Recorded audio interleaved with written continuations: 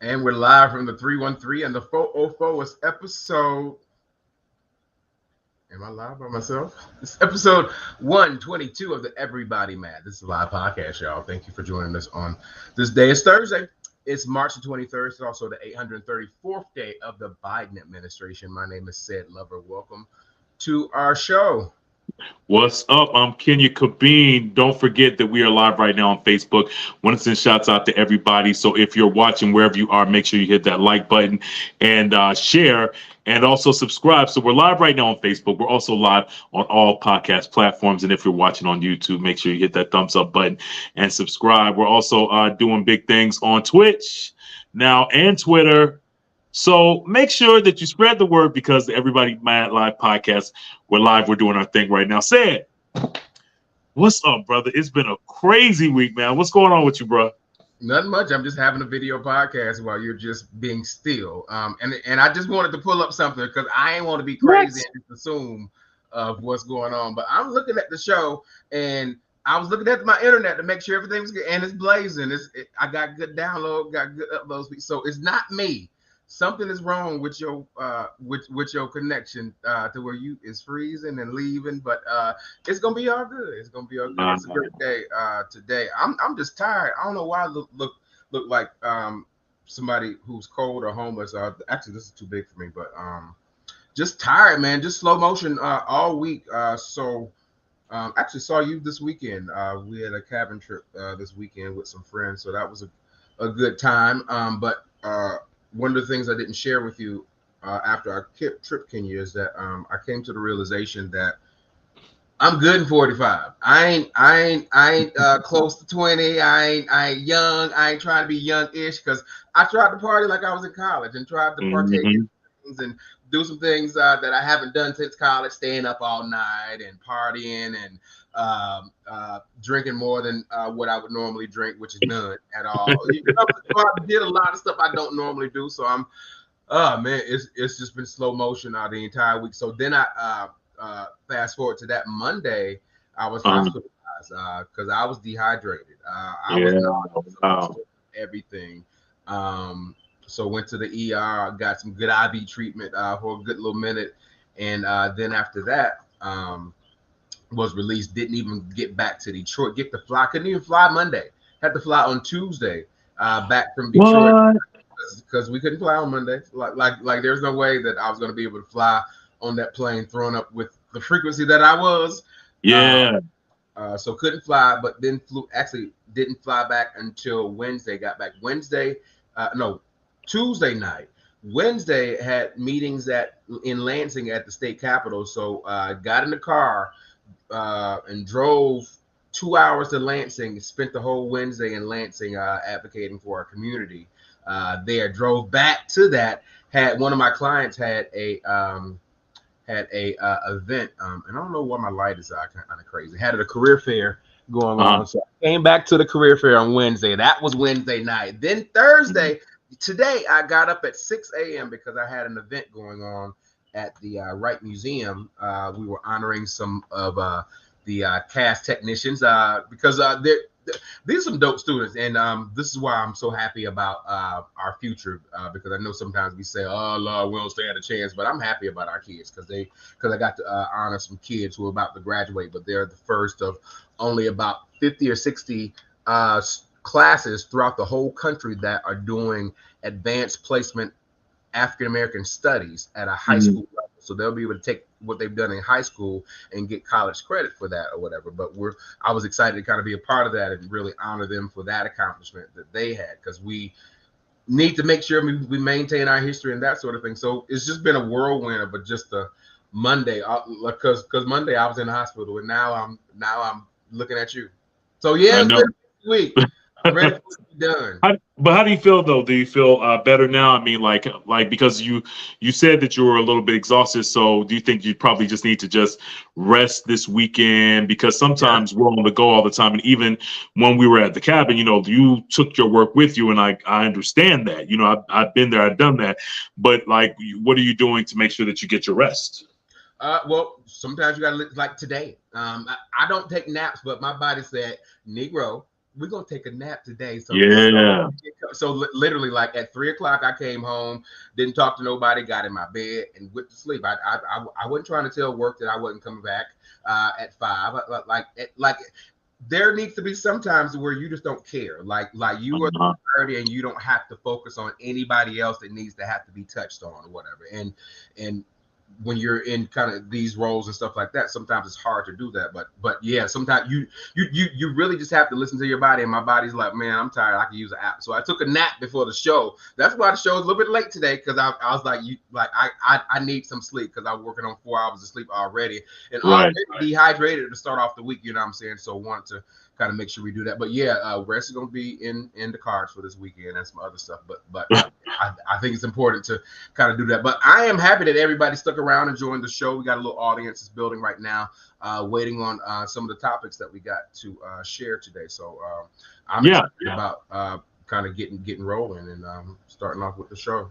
All right. Well, there it is. I mean, well, before we get into that, I'm gonna tell you all like what's been going on, because I mean, you didn't even ask how I've been doing. Right. Screw you. Let's go to the show now. Right. It's always about say lover. No. Everything is good here in Atlanta. Been busy, of course, but there was an active shooter, I'm sure, as everyone knows, here in Atlanta yesterday. Right? You said what? The hospital, right? Yeah, at a hospital and everything. And it's just kind of crazy because, we're just living in a weird day and age where, it doesn't matter where you are with this, the gun control in our country right now. It's just, you just never know what's going to happen, when's going to happen. But we just got to stay prayed up as people.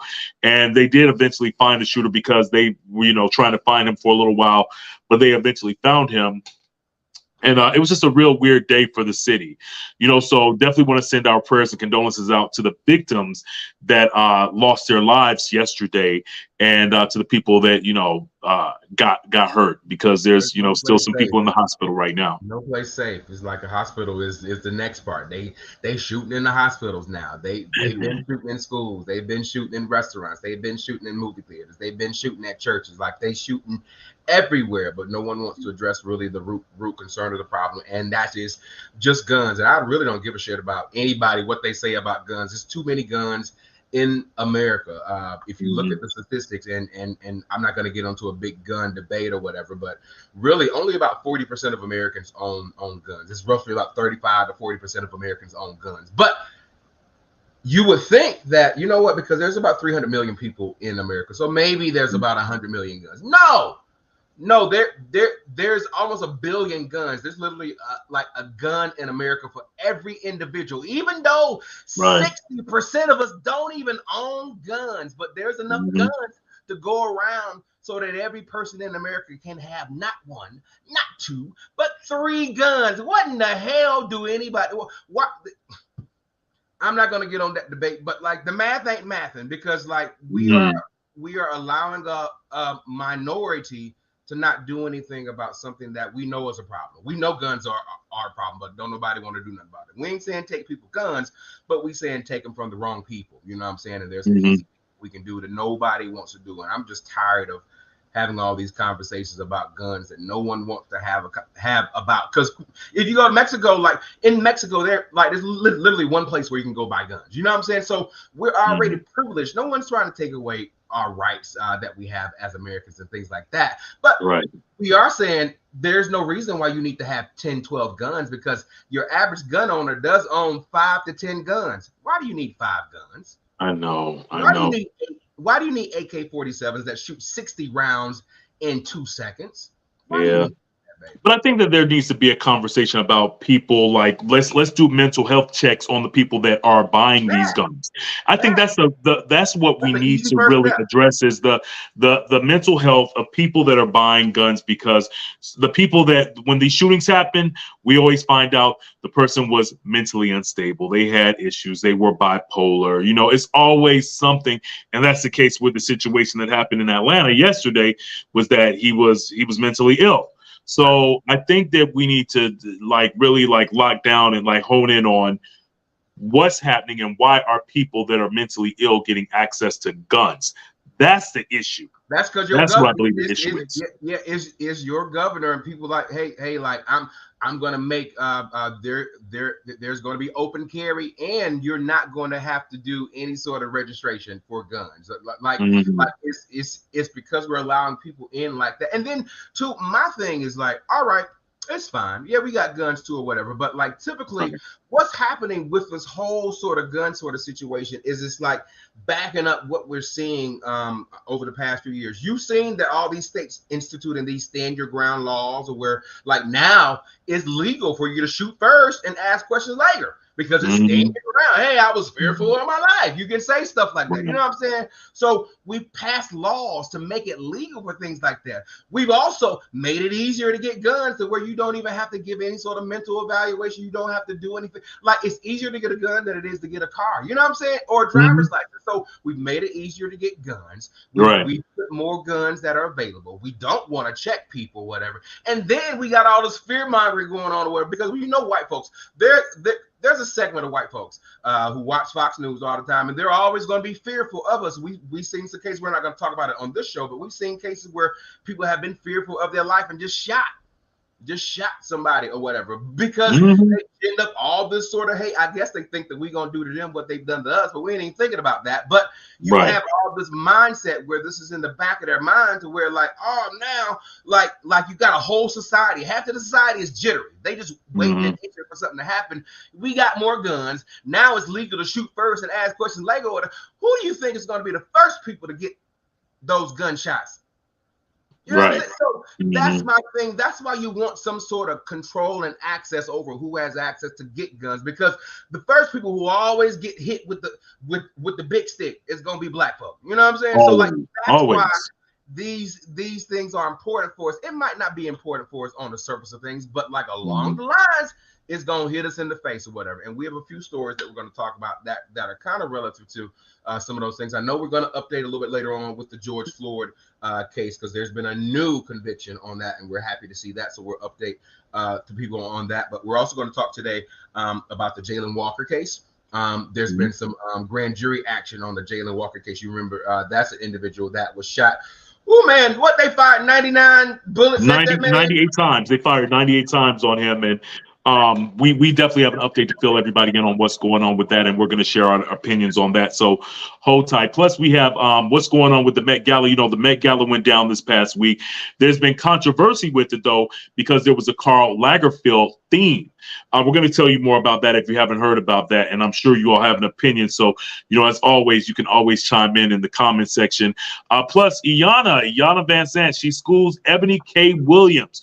We're going to tell you more about that, because there's a big debate going on. And, you know, we love to debate on the Everybody Mad Live podcast. Plus, is Netflix rewriting history? You know, there's a big Cleopatra show.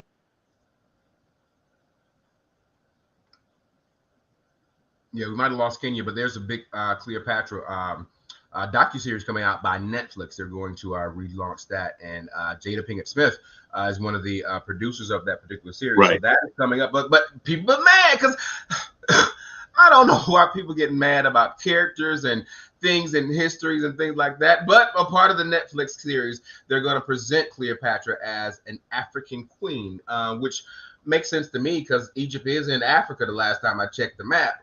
Right. But some folks are getting mad about that, so we'll talk about that. And then we got an everybody mad debate that we'll talk about.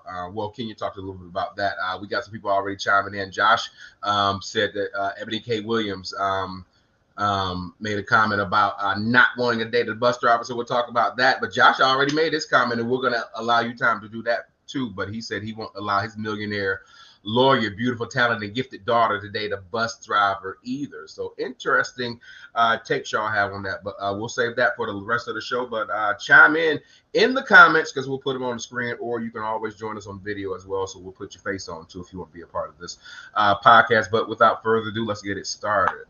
All right, let's get it started. Now, Sid, let me know if I'm fading in and out too on this right here.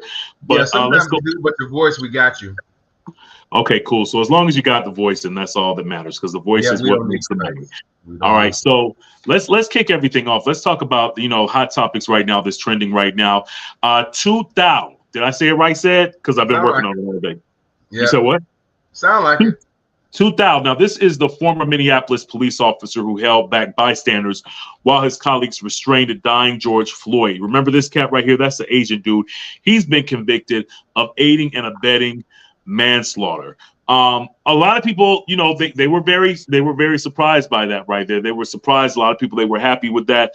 Said, what's your thoughts? Because I mean, yeah. I'm cool with that. I'm okay. Like I just want to see people be reprimanded for their actions, and these cops are getting out of control. So what's your thoughts? Yeah, I think so. He knew what he needed to do. He has training to do so, and then he never tried to restrain the officer. And I think that's that blue wall that people just kind of get on. Like we can hold other people to account, but we don't. They don't hold their fellow officers to account, and I think that's a part of that bigger issue. So I think he's getting his comeuppance and it's just due. Finally, everybody needs to be charged in that.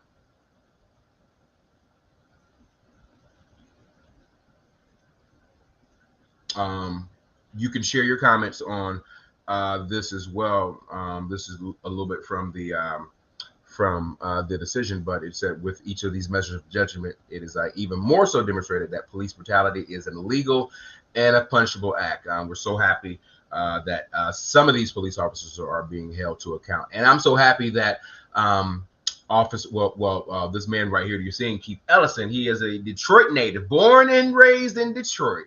Product of Detroit public schools, but he's one of the people holding them to account. And I love the fact that, like, you got a black man right there who's holding these officers to account. You got a black man in New York that's holding President Trump to account. You got a black woman in Atlanta, Fannie Willis, who's holding him to account or whatever. So it's like it's black people, like, despite of like the hand we've been dealt, it's been black people that's been, you know what? The law is the law, and I'm going to uphold the law as I've been kind of put in this position to do. And I'm so proud of all them black people who are doing those things in the face of all this controversy. Definitely. I agree with you 110%. Leave your comments too. We definitely want to hear from you all. I don't know if the comments, I can't see the comments right now from where I am, but I said he'll be monitoring the comments. And if you all want to jump in with us, just let us know. Now, another fatal killing of a black man that had everybody mad and still got everybody mad right now. This went down in Ohio. A grand jury in Ohio, they decided not to charge 8 Akron police officers in the death of Jayland Walker. That is a 25-year-old black man who was shot dozens of times by the police after an attempted traffic stop and a chase last summer, during which he shot at the police. Now, police fired off 94 times. Jayland sustained 46 wounds. The decision not to charge the police officers came at a time of heightened scrutiny of killings by the police since the murder of George Floyd back in 2020. Now, such cases have led to murder charges in some cases, but others have led to no charges, particularly in cases which prosecutors have argued that the victims exhibited violence that endangered the police officers' lives. Now, in Jayland's case, the fact that he fired a shot was most likely why the things ended up the way that they did in this situation right here. A lot of people still have their thoughts because people are still protesting. Yeah. So, what's your thoughts, Ed? Because I mean, this is a brother that, and let me throw this out there too. He didn't have his gun when the foot chase went down. So I think that's what has a lot of people up in arms. Now, he did fire a shot off at the police officers. Police started shooting, but then when he got out of the car and ran out the car, right, he didn't have a gun. Right. So, who was right and who was wrong in this situation? Because clearly the jury decided, look, we're not going to charge these officers because their lives were in danger because this black man was shooting at the officers. What's your thoughts?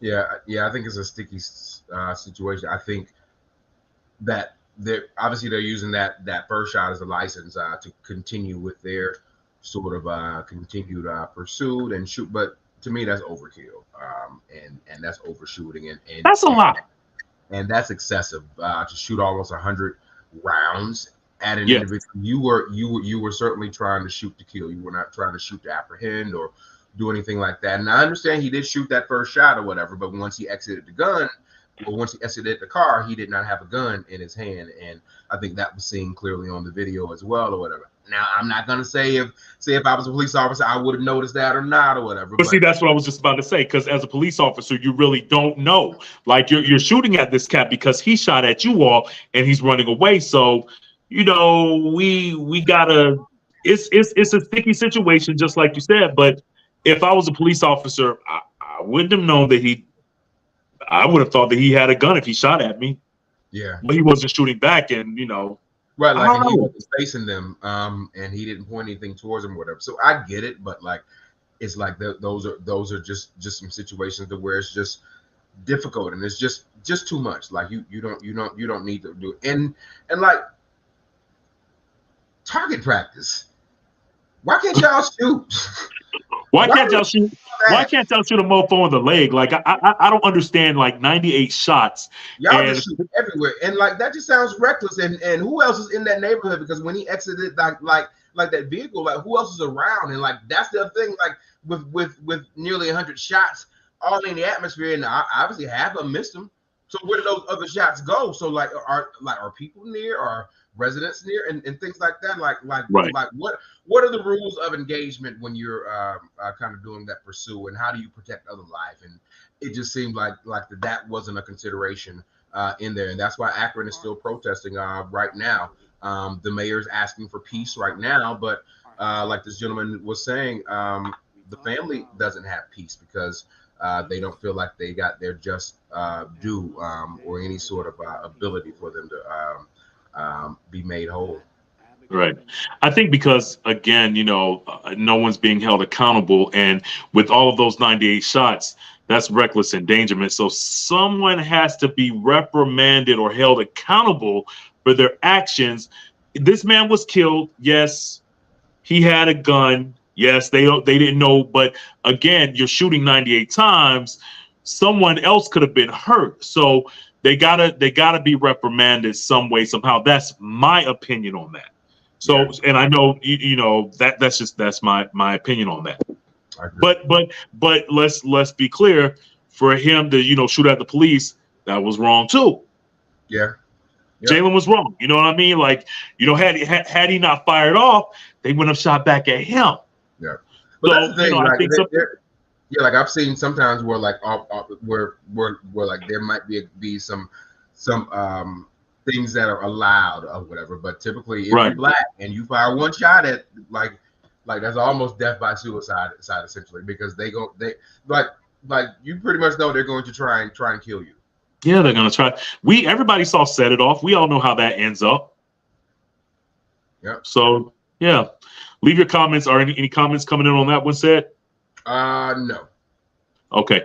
Well, if you want to jump in the comments section, you can. There is a link up under. Well, it's not up under the screen right now, but you could always join in and you can always comment on the show. There's a link tree / Everybody Mad Live podcast. You can always join in on the conversation and leave your comments.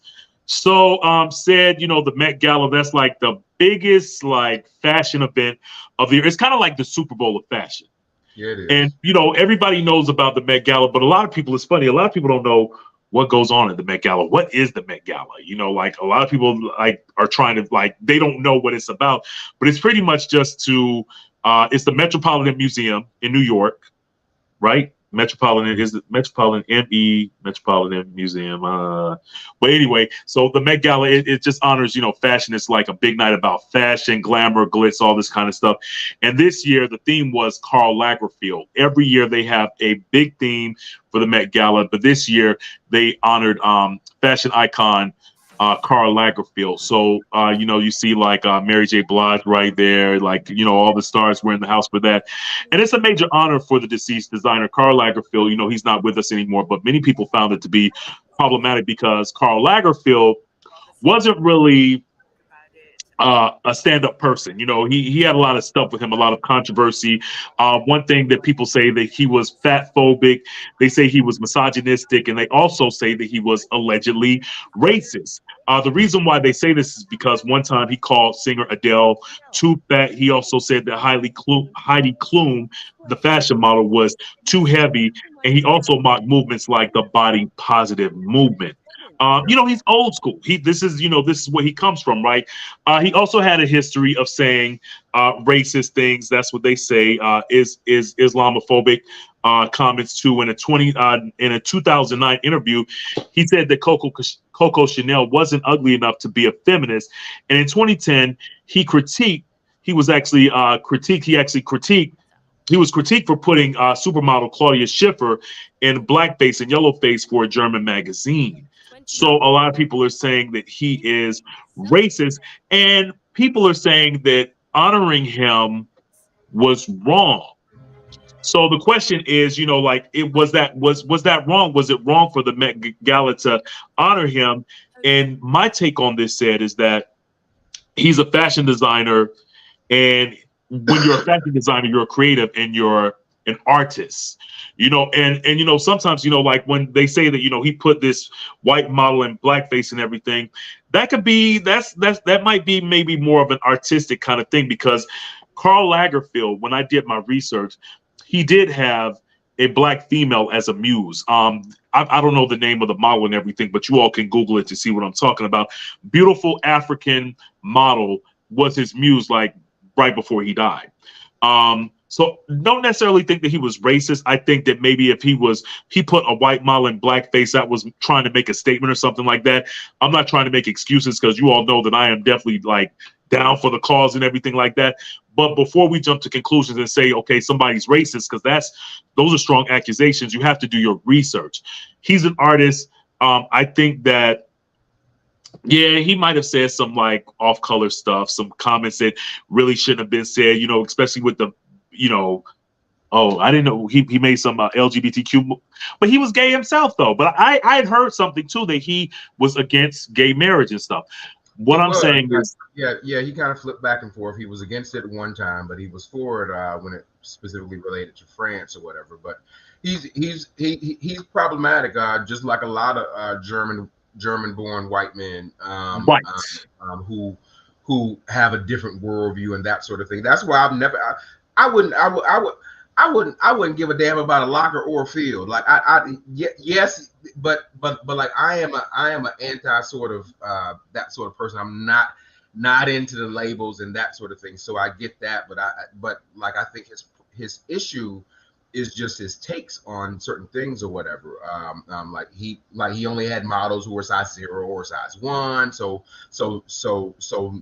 just kind of not making space for other sizes to be seen. And I get it, like every designer, he's old school fashion, right? Like every designer doesn't design for everybody or whatever. So I get that, like some clothes you can't wear and things like that or whatever. But I think just like it just stokes of colonialism or whatever. Like it's just well, a white guy just thinking that like his opinions are better than everyone else or whatever. So as it relates to fashion and as it relates to those things like that, and I'm fine when it's with fashion. So keep your opinions to fashion, but now you're putting your opinions into the social space and commenting on that or whatever, and that's where it becomes a little bit problematic or whatever. Particularly like when, like, your biggest audience are people who you are putting in a bad space, like you're making people of the LGBTQ kind of feel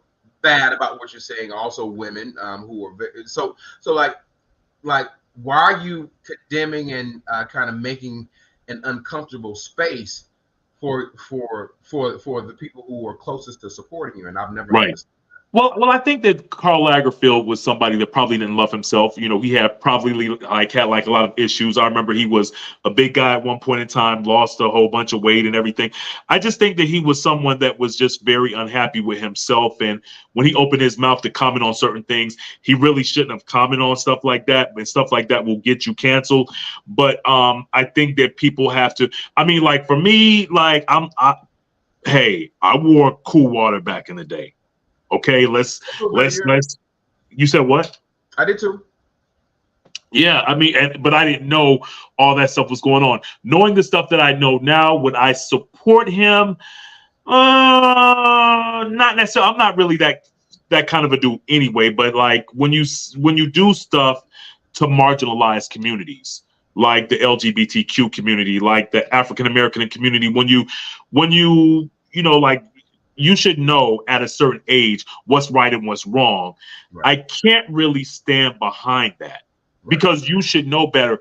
Even if it is art, even if that is, you know, I'm going to put Claudia Schiffer in blackface and everything, and it might be a reason behind that and everything like that. And again, he used black models and stuff, but I can't support that kind of behavior. Yeah, I'm the same way. I don't get down like that, and I've never kind of been a fan of that. But Cuzzo was saying that MET Gala ain't nothing but the devil worship ceremony. But he also went on to say that he said a lot of the black men were dressed as the Prince of Darkness. There were some interesting attire there. I know that one of the ones that received a lot of the attention was Call Me. What's the name? What's the boy name? Call Me Montero, Lil Nas X. Lil Nas X, yeah. Yep. He came out looking like a silver demon. Yep. And he was diamond encrusted, but what just wearing boots and drawers and body on there. I was trying to find a picture of it, but I can't locate that. Yeah, I mean. It's fashion, said. It's fashion and everything. Again, would I support him knowing the stuff that I know now? You know, not really. Like, I think if he was alive, I don't know. I don't know because, you know, at the end of the day, black people, people are quick to cancel. So there's your boy right there. Yeah. So to answer your question, like, to answer the topic and everything, I wouldn't support him at all. Yeah, I just wouldn't, because the main reason why I wouldn't support it, had it been a black man, if a black brother would have done the same shit that Karl Lagerfeld did and said, he would have been canceled. So. Yeah, already. So as a black man, I have to say, yeah, he should be canceled, and people shouldn't be supporting him. But again, you got people like Diddy and Carisha and Lil Nas X and all these people walking the red carpet, Viola Davis and stuff like that. But it's a weird industry, and it's fashion and everything like that, you know. Yeah. So I don't know, you know, it's. Yeah. Yep. Like this whole entertainment industry is problematic. This Lizzo, she was a part of it too, and he would not dress her. I know he wouldn't dress her. Exactly. But she did a surprise performance. But she didn't know. She didn't know. And had her inspired outfit as well. That's Lil Nas X a little bit more into his kind of outfit that he had. But yeah, literally wearing just drawers and boots and his diamond encrusted paint out there. But yeah, I'm like y'all are all into this Karl Lagerfeld man, but he would never have been into y'all, and that's my thing. Like, yeah, I am never gonna love anybody who don't love me. It's like the Stockholm syndrome or whatever. Like, I'm gonna go where I'm loved, and like if I know that you're not welcoming to me and people who look like me, then why am I all in your face? I have no reason to be in your face. Mm-hmm. Yeah, that part. Leave your comments. We definitely want to hear from you for the Everybody Mad Live podcast. And you can always follow us too on Instagram at Everybody Mad Live podcast. Shouts out to my cuz Tim checking us out. So here's the big debate for the night. Everybody got an opinion. So I know you're about to chime in on this Everybody Mad debate right here. But the big question tonight is, are women supposed to settle? And let's just keep it. We'll just say women and men. Are people supposed to settle? Here's the situation. Former Real Housewife of New York and attorney Eboni K. Williams, she's getting dragged this week for saying that she would not date a bus driver in a recent conversation with Iyanla. Here's the video, and y'all check it out. But I do want you to speak, Iyanla, to how women need to position ourselves so that we can be in our divinity, so we can have our crowns right, how we can create and not build, when some of us, quite frankly, feel that the men that are available to us, and I'm talking about across the color spectrum, across the age spectrum, trust me, I've done them all, they are not positioned to protect nor provide because of some of the statistics we just talked about. They're not earning the incomes. They're not having the resources, and some of them are not even showing up in the leadership. Would you date a bus driver? You. Would you date if he owns the bus? If he owns it. If he owns the bus. See, that's a problem. That's a problem. That's a problem. Okay. Because the standards and requisites, and I'm not talking about him laying on his sofa playing video games all day. I'm not talking about that. But the standards and the criteria that we use to measure men is off for who we are as women and who they are in this society. I would date a bus driver if he loved driving the bus, if he was a man of integrity, if he was good to his mama, if he treated me well. I would date a bus. Know that you said that you. And yeah. So a lot of people, they were upset. They were really going in on Eboni for what she had to say, calling her a gold digger. They call her bitches and hoes and everything up under the sun. Eboni responded. Here's what she had to say. 50,000 plus comments posted on social. I only saw a handful that even considered the possibility of a bus owner being a more aspirational position, and recognizing that I am actually speaking and pouring into the ascension of black men when I said what I said. But see, no, some of y'all were too busy naming and shaming me personally and black women in general as undesirable, girl, shut up, and much worse. Now, I suspect that some of y'all are the same men that were bringing home C's and D's on your report cards, only to then be coddled by parents that said, well, that's okay, as long as you're doing your best. Well, listen, I love and believe in the excellence of black men. So no, my dear, C's and D's or any other form of mediocrity is not okay. No, I will not create a soft place for you or anybody that I love to fall comfortably into the bigotry of low expectations.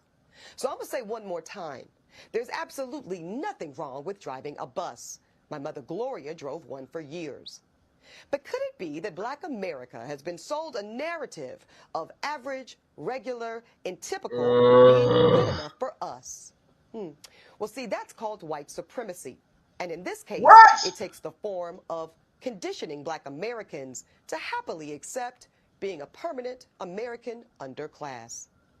But see, because I know the truth about black folk in America, no, average is not and will never be good enough for me.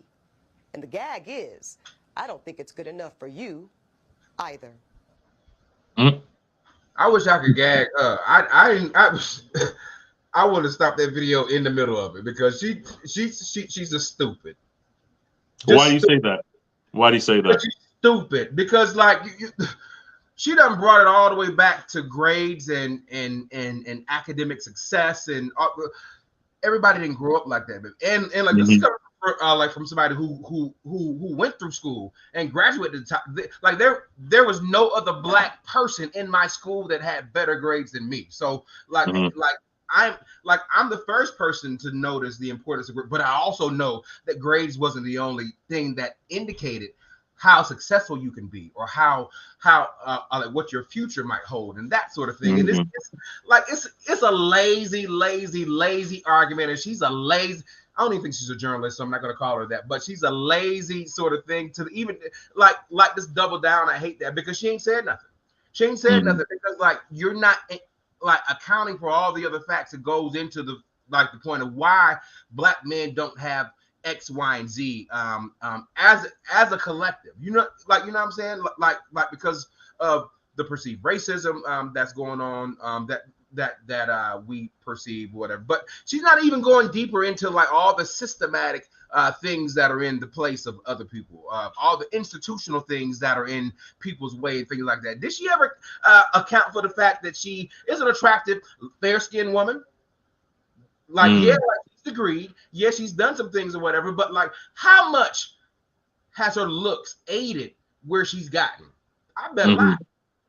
I bet a lot, because we know that like the lighter your skin are, like the easier it is in society for you. You know what I'm saying? So like there are plenty of Black women who have equal of her degree, and some women have more, but they have darker skin. So because of that, they might not have achieved the financial success or the career success that she's had. But so like her argument is so lazy because it just says one thing. It doesn't account for all the things that go into life and what happens to things, and from an education perspective and things like that. And we all know Black women have their degrees. We know Black women are more degreed than any segment of any race. You know what I'm saying? Like Latino, white, whatever. Like Black women are doing their things or whatever. So like if you're going to pair with another Black man or whatever, most Black men will not come with those accomplishments that are degreed and that sort of thing. But most white men won't either. Most Latino men won't either, whatever. So like it's a lazy ass argument coming from a lazy ass journalist, coming from someone who's probably been handed a lot of the things that she's been given in her life. Yes, she's worked for a lot of her degrees and she's worked for what she's had, but she's also been aided by her looks and by her connections and things like that. And that's what she has to account for, because some men don't come into that. And she should have listened to what Iyanla said, because we got so far off of what Iyanla said, because Iyanla wasn't settle, baby. She wasn't saying settle. She was like, she said build with somebody who's building with you. Build with somebody who loves you, mama. That's what I was gonna say. Because you know that they will love you. Any man who treats his mother like a queen will also treat you like a queen. And that's what a relationship is. Like, no one said a relationship says that, well, I'm making 6 figures, so you got to come to the table with 6 figures. Like, and that's what Iyanla was trying to say to her, that we've always been in this patriarchal society where Black men have to make more money than their woman. Right. And Black men, or men period, have to take care of the household or whatever. And like, that's the perspective Eboni was coming from, or whatever, is because I'm making 6 figures, so I'm paying this. You have to make this also, because you have to take care of me. But we're not to take care of a society. We're building together. And I think that's what Iyanla was saying or whatever. Like, yeah, it's okay that I as a woman might make a little bit more, because we're building together. And that's why Eboni is single and Yolanda ain't. But yeah, that's a real good point. That's a real good point said. I like that. You all could definitely leave your comments, but I just wish that when Eboni responded, she just keep it 100 and say, look at my cuz. And that's why she's single. I just wish she would have just said, okay, this is what I want. This is what I expect out of a relationship, instead of taking it, because when she said all the shit that she said, it just people didn't like that. Right, no one really likes. She's trying to sound educated and girl, you did not sound like anything about interdisciplinary studies, about she sound elitist, anything like that. Yeah, she sound more like an elitist when she said that. And no one likes an elitist, especially a Black elitist that has their nose up in the air, and that's kind of how she's coming across too. Yes, and we get it, Eboni. You're a successful Black woman, you're living up in New York and everything like that. I get that part, right? But I think that you're absolutely right with what Iyanla was just trying to say. You have to you have to understand that not everybody's going to have what you have. You have to be able to meet people halfway and build together. That's what Iyanla was trying to say. Right, like, and I think that Eboni missed doesn't that. have anybody to build with, and that's what a relationship is about. It's not about coming to the table. We're both bringing the same thing to the table. No, we're both bringing different things to the table because we want to be able to do a lot of things. We just we don't want to just necessarily double what we have or whatever. No, there's things that we want to do, and then too, there's things that God has called your relationship to do, to come together or whatever. And like, you're blocking that because you can't even get past step one. And like, she gonna forever be single and like with that mindset, like she's not ready to take any sort of next steps getting that. But let me play devil's advocate though. But is it right for a woman to be making six figures, like high six figures? You're making $300,000-$400,000 a year, and you're dealing with a man that's making 30 grand a year. I mean,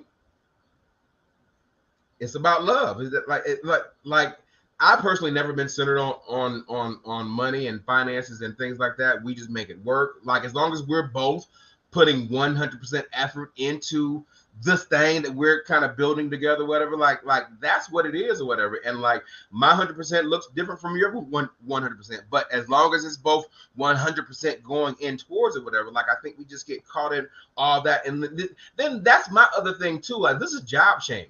Like there's no shame in driving the bus. There's no shame in picking up the trash. There's no shame in working in a restaurant. There's no shame in being a service worker. Like, there's no shame in jobs. And I think that's the overarching thing that she's doing. Like, she's job shaming people who are out there. You don't know what situation people are in and why they're working in like a set position. Like, you don't know that like what sort of environment they came from. You don't know what sort of history predated them. You don't know if they had a health challenge that predated something. You really don't know anything about someone's job or profession or whatever. So like, just say that if they have this profession, they're not equal to you, or you're settling. That's the least, and that's just stupid. And like, that's the last thing that we should be doing if we're trying to build anything. If we're trying to build family, if we're trying to build relationships, if we're trying to build community of Black people, of support.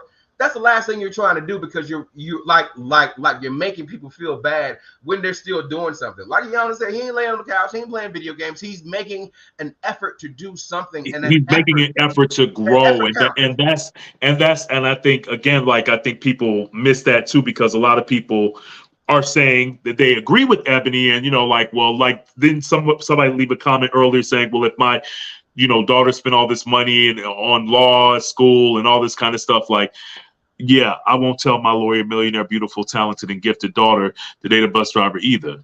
See, like a lot of people feel that way. Right. A lot of people. Go ahead. And that's just counterproductive to everything, because every profession is needed in our society, and there's no shame in any job or any work or in anything like that. And I just feel some type of way that she just went off the deep end trying to kind of make some room for her whack statement that she made about just bus drivers, trying to make some room for that, but like really digging a deeper hole. Like, she's like this is not. I don't wish anything good for Eboni K. Williams. Say it. Don't say that.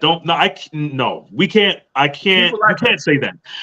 Look. Go back and look on YouTube. She's always been problematic.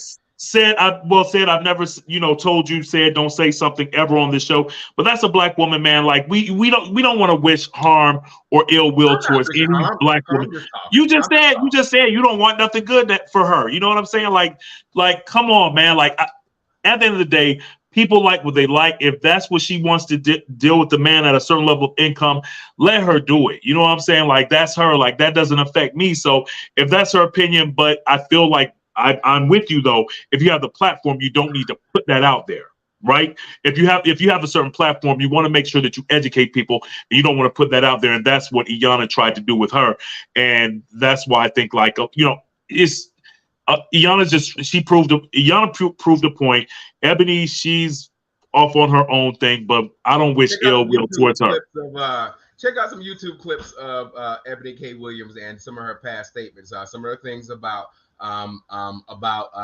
if you are ugly, you will never be powerful. So like look at some of the statements that like all these problems She's one that of people those. had, all these issues that people had with my frat brother Kevin Samuels prior to his death or whatever. She is the female incarnation of some of those like hot takes that that's problematic. And like when you have a platform and when you have the notoriety and when you have the influence like that, you shouldn't be saying stupid stuff. You shouldn't be spewing that, right?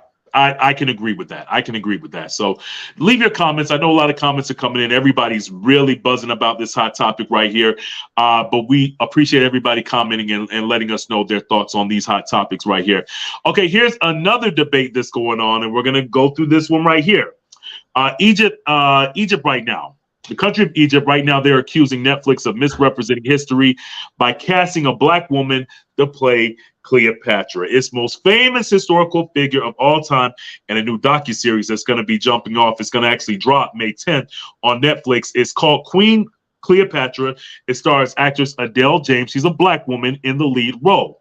Netflix is saying that the casting decision is a nod to the centuries-long conversation and debate about the ruler's race. But officials in Cairo, they've dismissed the move as blatant historical fallacy. That's what they're saying. Why is everybody upset when all these white people have portrayed Cleopatra all these times, and it is Africa, it's the continent of Africa. It is a country. Look back at the original Cleopatra movie came out in 1963, so it's almost the 60th anniversary of that actual movie come out. Let's play the trailer for a little bit of context in this. Okay.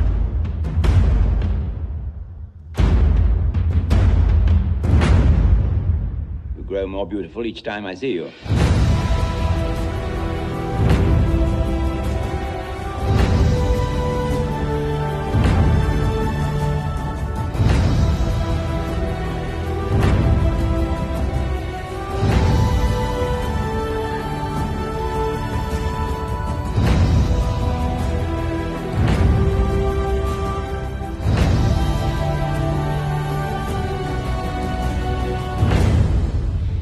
Take so much of me.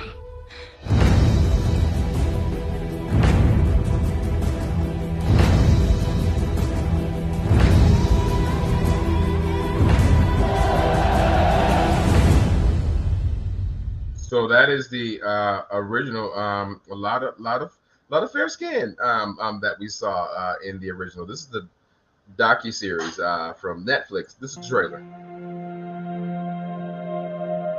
There was a time long ago when women ruled with unparalleled power as warriors, queens, mothers of nations. And there is none among them more iconic than Cleopatra. I would die for Egypt. What would you die for? I am Isis. I am a god. As long as she's alive, she is the pharaoh. My father's will names me co-ruler of Egypt. Julius Caesar is aware that Cleopatra is one of the best educated women in the Mediterranean. He wants to be king to Cleopatra's queen. There is no future without past. She was using these relationships with Mark Antony to protect herself and her country. There is no Rome without Egypt. Cleopatra was trying to save the country that she loved from destruction. I did what I had to do to protect what is mine. This is a woman exercising power. Cleopatra was a Ptolemaic ruler. The very first Ptolemy is a general of Alexander the Great. It's possible that she was an Egyptian. I imagine her to have curly hair like me and a similar skin color. I remember my grandmother saying to me, I don't care what they tell you in school, Cleopatra was black. She has become an icon. I am a god, queen of kings. Her story resonates with every woman.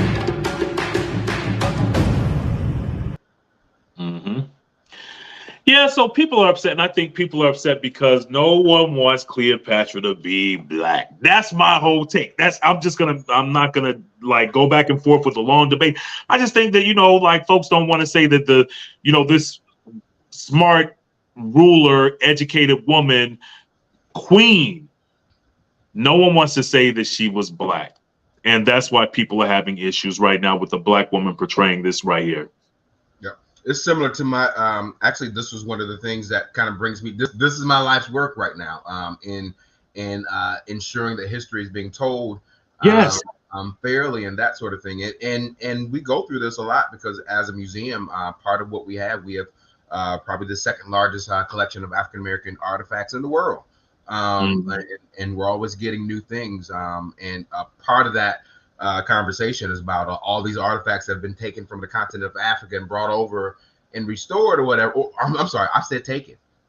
These artifacts have been stolen from those lands and brought over and been taken by those people who are not of that descent, and they haven't been returned. So there's always been this little fight against kind of like the relevancy of history and how it's being told and how it's being properly shared and that sort of thing. And I agree, and I think people have a problem with because I think the part of the question was is Netflix rewriting history? And sometimes I think it's important to rewrite history because you have to, because it was wrote wrong in the first place. It was wrote wrong. You have to fix it. Now, this is not math that we're talking about because we're counting numbers and when we're going through that or whatever, like numbers have always been the same since time. We can go back to the Egyptian hieroglyphics and look at how they use numerals to count and things like that. So 1 + 1 is always going to be 2, and 2 + 3 is going to be 5, and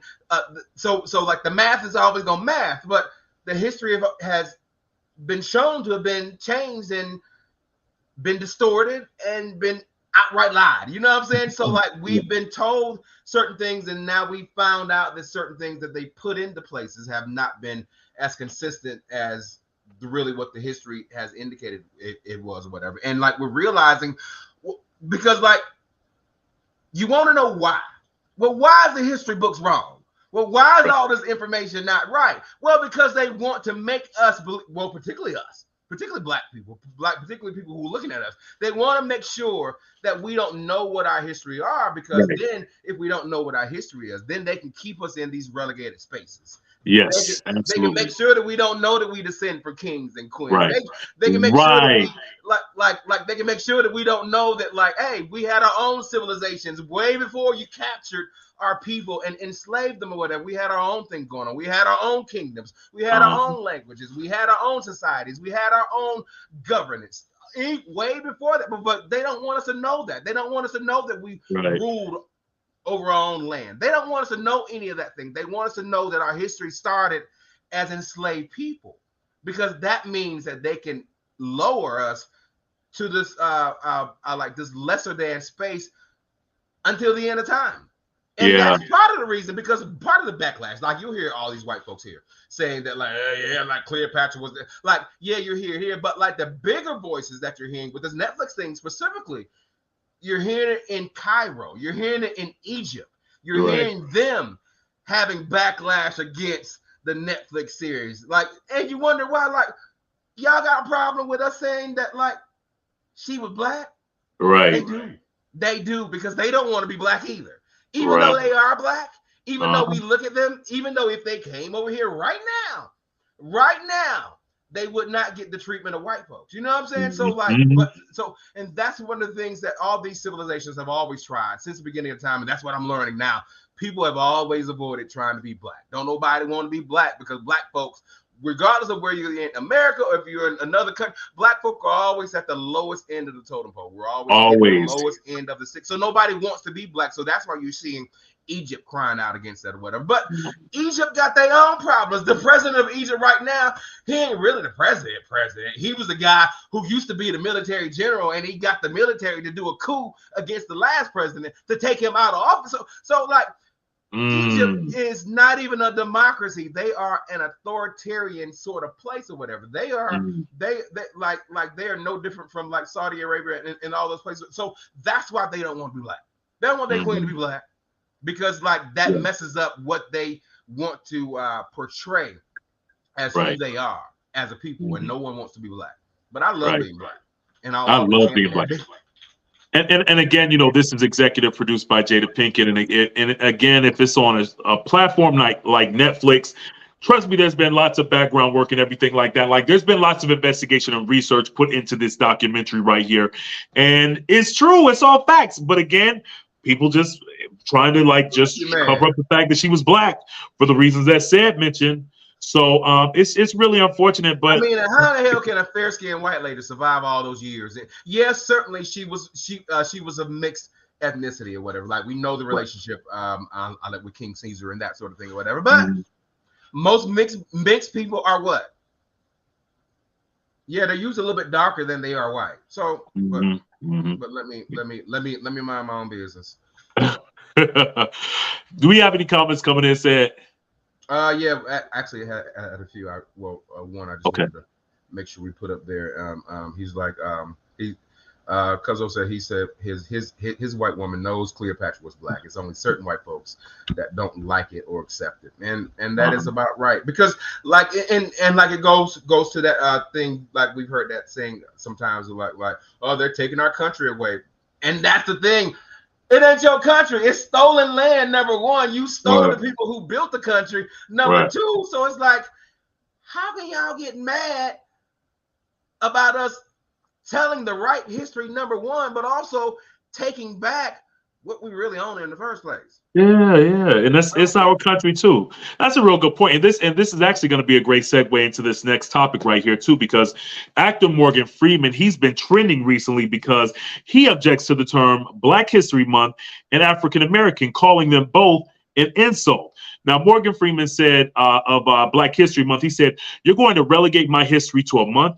Black History Month he said Black history is American history. They're completely intertwined."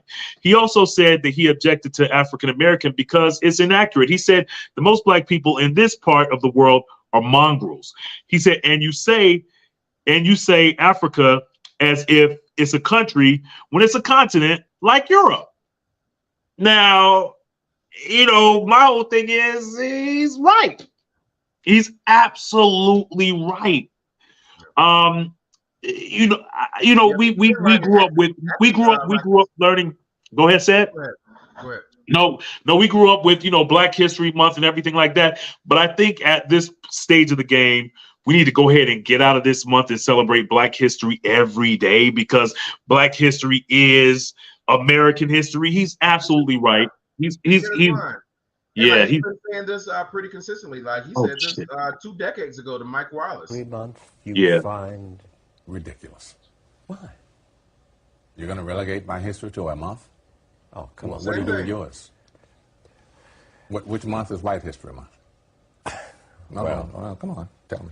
Well, I'm Jewish. Okay, which month is Jewish History Month? There isn't one.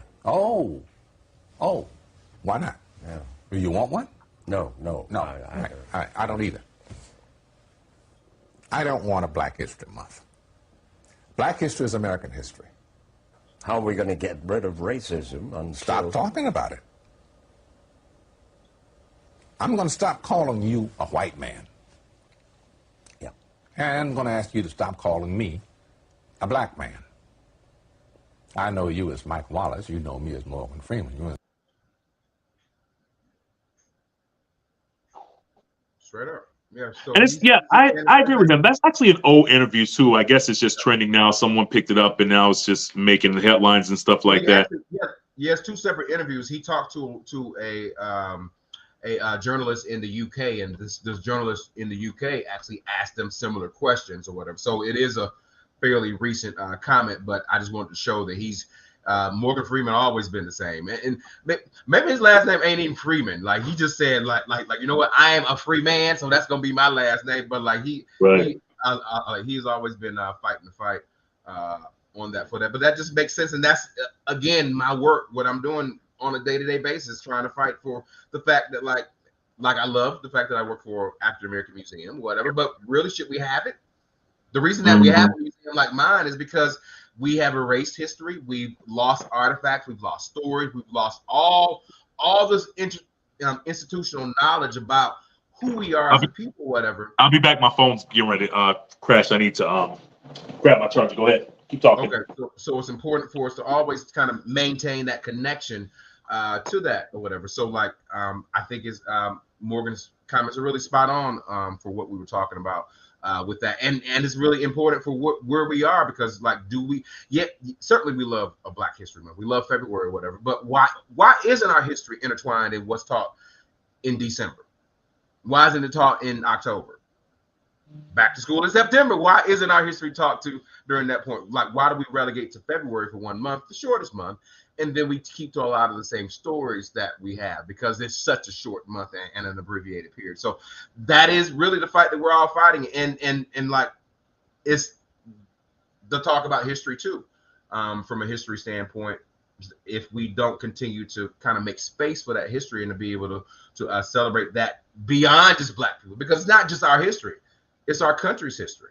We're intertwined in what happened with the country. We built the country. So these stories, because they're told separately, it makes it feel as if they're separate. But like Morgan Freedom said, like, if we're going to make some progress and we're going to kind of turn the tide about those things like Black History Month, African-American things like that, those are counterproductive to everything that we're talking about as Americans here. But leave your comments relating to Black history. Do you think we need to come to something else? Black history is maybe about 30 years old as far as a national celebration in our country.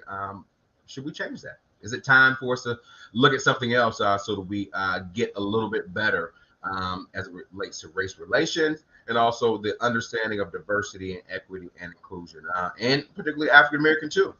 Should we discontinue the terms African-American, Latino-American, Hispanic-American, and all those?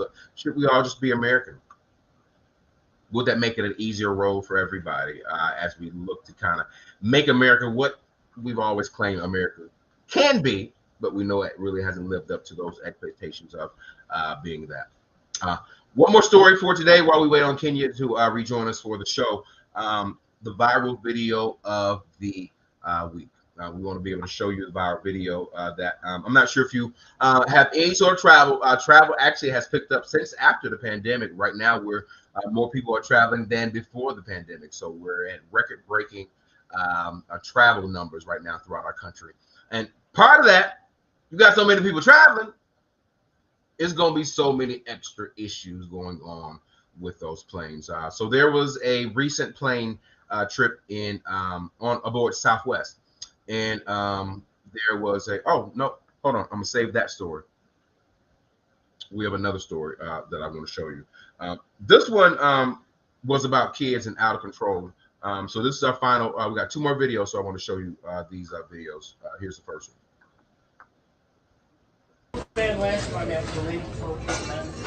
Stay out. What are you talking about? What manager? What store manager? We need to get our stuff. Is this the express lane? No, there's no express lane. I need to get my stuff. No, leave. You're banned from the store. You want to leave. Why am I banned? Because of his attitude, what he's doing, and you're not doing anything about it. What can I do? If I hit my kid, what's going to happen? I'm going to go to jail, You don't come right? in. This is called jail. You're letting him do this. I'm going to go to jail. Leave. I can't do that. Leave. I'm never going to hit my Leave kid. the store. I need to get my stuff. You're not getting anything. Leave. No, shut the fuck up! Leave.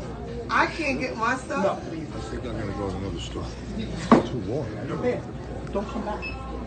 I was told.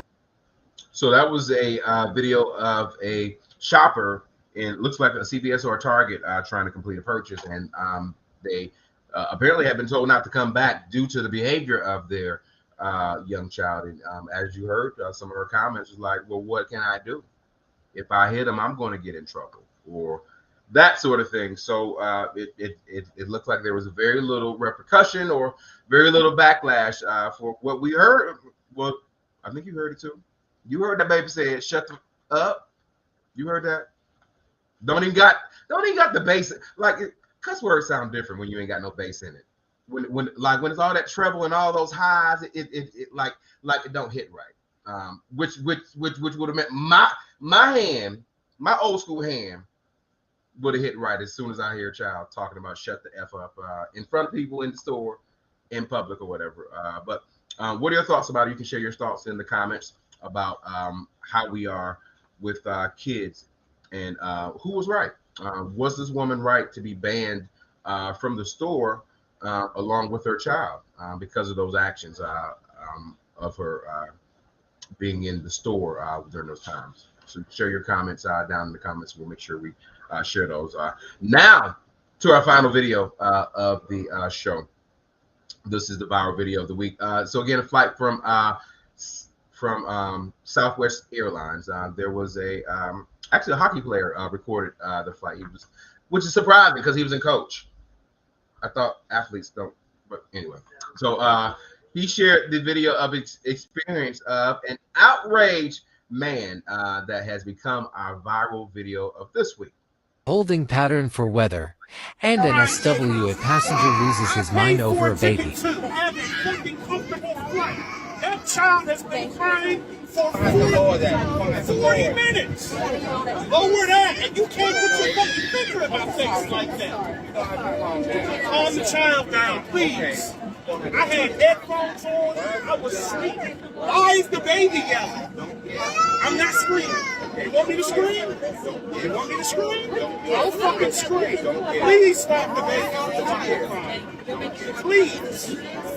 Bro, please. If that child was a black baby, what the fuck would be happening right now? I know you're not going there. You're not going there. I'm fucking going there. We're not in Florida yet. You can't do what the fuck you feel like. Fuck. I was asleep the whole time. You haven't served me anything. I try to keep my calm, but if I wasn't on this plane, I would. Because there's a child crying on the flight, non-fucking stop. Okay. That's what's happening. Worse, a baby or a grown-ass man acting like this. Can you lower that voice? Let's be rational. No, let's not. No. Let's be rational. Hold on. You want to be rational? No. Don't tell me what the fuck I need to do. Let's be rational. We are in a fucking tin can with a baby in a goddamn echo chamber, and you want to talk to me about being fucking okay? Okay, because you're yelling. So is the baby. He's going off. Did that motherfucker pay extra to yell? Okay. No. Fuck you and shut up. I don't give a fuck. You were sitting there watching that motherfucking baby cry for 45 something years. That shit didn't have nothing to do with nothing. Okay. Fuck, lower that baby's voice. Okay. He cuts like an uncle from Detroit. What happened? I'm sorry, y'all. Fuck, arrest me. I'm sorry. I'm tripping. Fuck that. Look at this baby. Hey, put cuffs on that kid. I'm good with doing this shit. He's dead ass wrong, said. Okay, so look. I don't think so. No, that's too much. That's way too much. The cursing, being loud, being obnoxious. You're on a plane. See, this first of all, this wouldn't help. This wouldn't happen on a Delta flight. Okay, like Southwest Airlines. Like I'm just saying, there's a time and a place for everything, and people need to understand having a meltdown like that. All it does is cause chaos and commotion for everybody else. You're already on a tight plane in a tight situation. All you got to do is just play it cool. Yeah, the baby is loud and everything like that. You got to deal with it. But the other thing too, like it's all right. He clearly doesn't fly. He clearly doesn't. No. Let me advocate for him because he purchased his ticket, right? Yeah. All right. So most of the times, parents don't have to purchase an extra ticket. They'll get an extra boarding pass for the child or whatever, but they don't have to purchase a ticket or whatever. There were some valid things in what he said. Like, yes, you are in a tube in there, so like things are going to be hurt. Yeah, certainly. Yeah, we all know we're going to hear some crying babies and we're going to hear some things like that. But let's also preface it or whatever. Like part of the like we jumped in the middle of the video or whatever. Like he said, this has been consistent for about 45 minutes on the flight. So like imagine a baby high-pitched crying for 45 minutes on a plane or whatever when you don't have and like literally ask the other person like, what are you allowed to do or whatever? Because like that's not your child. It's not like you can do anything. It's not an area where that child can go and things like that or whatever. But like my thing is like, all right, well, what's the other issue? Because like, is the issue the fact that these parents are traveling too soon after these kids are born? Because like my flight coming in was miserable. My ears were like banging. I couldn't hear anything. It was so much pressure in my head that I know if a child felt that same amount or whatever, they don't know how to deal with that. So like, obviously their outpour is going to be crying. So like, should we get to the point to where we're like we're better understanding how these planes are affecting these child? Because like some of these kids should not be on these planes. Like they're barely a year old. So like, should we be taking them 35,000 feet in the air into a different atmosphere, whatever? That's a real complaint. So like obviously like they may act out on that or whatever. So like, and like, I'm not excusing somebody cussing the whole flight out and that's their wrong. That's it. That's their wrong. But like, I'm also saying that there is some validity, because like, if I also purchase a flight, like you should not be able to make my experience miserable on that flight. Very true, but there's a time and a place for everything, and the brother was out of line to be cursing and screaming and carrying on like that, all belligerent and everything. There's a time and a place. So that's all I'm saying. I understand what you're saying, and you made some valid points, and that's some very valid points. But still, yo, bros, just play it cool, man. Like, put a pillow over your, just cover up your ears, something like that. But dog, you cursing, upsetting people and stuff. Exactly, cuz. Like, put your headphones on, go to sleep. But he said he had his headphones on and he still heard it over. I've literally been in situations like that, and it's been frustrating too. Like when you know you also tired and you know you had intended to use that plane flight to catch up on some sleep, and you know this young person is not going to allow that or whatever. So that's going to affect your life in other areas or whatever. So I get it, but like what I'm saying is like, people, like, we need rights too when like someone else's child is infringing upon what you're able to do. I don't have kids for like a lot of reasons. It's because I know I'm busy, I know I travel, I know I do things or whatever. So like there are certain things that don't fit into like the way I travel, whatever. Like maybe air travel isn't conducive to every child. You know what I'm saying? Like maybe it needs to be train travel. Maybe we need to look at some high speed thing or whatever. Like I think I think it's a bigger conversation that can be had or whatever. But like, he was wrong in his delivery, but I don't think he was wrong in stating his concerns, because he bought the goddamn ticket too. He deserves to be able to have some sort of semblance of a non-obstructed, like another passenger making my experience miserable. That ain't my child. But then he's making everybody else miserable by screaming and shouting and cussing and doing all that stuff too. That was too much.